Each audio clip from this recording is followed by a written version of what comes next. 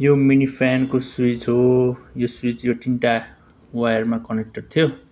2टा वायरमा यसरी गथ्यो हैन, एउटा पोइन्ट 2टा पोइन्टमा। अनि एउटा चाहिँ लाइभ वायर, यो यो चाहिँ मेन भन्नाले यो प्लगको तार हो हैन, पावर सकेटको। यहाँबाट 2टा आछ। यसरी एउटा यो main live wire, main current phase wire चाहिँ एउटा यो मोटरमा गछ यसमा। अनि यसमा चाहिँ मलाई कन्फ्युजन भयो यसमा 2टा कुर्नु भनेर हैन। यो चाहिँ अब एउटा न्युट्रल हो। न्युट्रललाई कहाँ जोड्ने भनेपछि यसरी ब्लूमा जोड्ने यो सेतो र यताबाट यो मोटरबाट आएको सेतो प्लस यो लाइभ वायर यताबाट स्विचबाट मेन तारबाट आएको, हाम्रो मेन तारबाट आएको चाहिँ वायर यसरी जोड्ने है त। अनि यो चल्छ। अब मलाई चाहिँ यसको यो चाहिँ के भन्छ, स्पिड बढाउने स्विच अब चाहिन्न मलाई।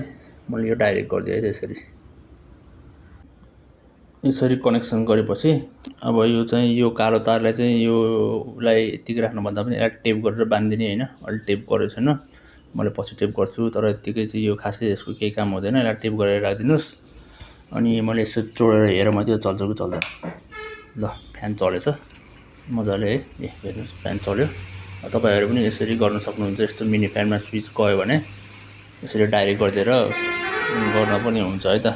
कालो तार हटाइदिने, अनि यो चाहिँ मेन फेजमा चाहिँ भएको तार अलरेडी जोडिएको हुन्छ। अनि यताबाट हामीले न्युट्रल सप्लाई दिएको हुन्छ है मेन तारबाट डाइरेक्ट मोटरमा।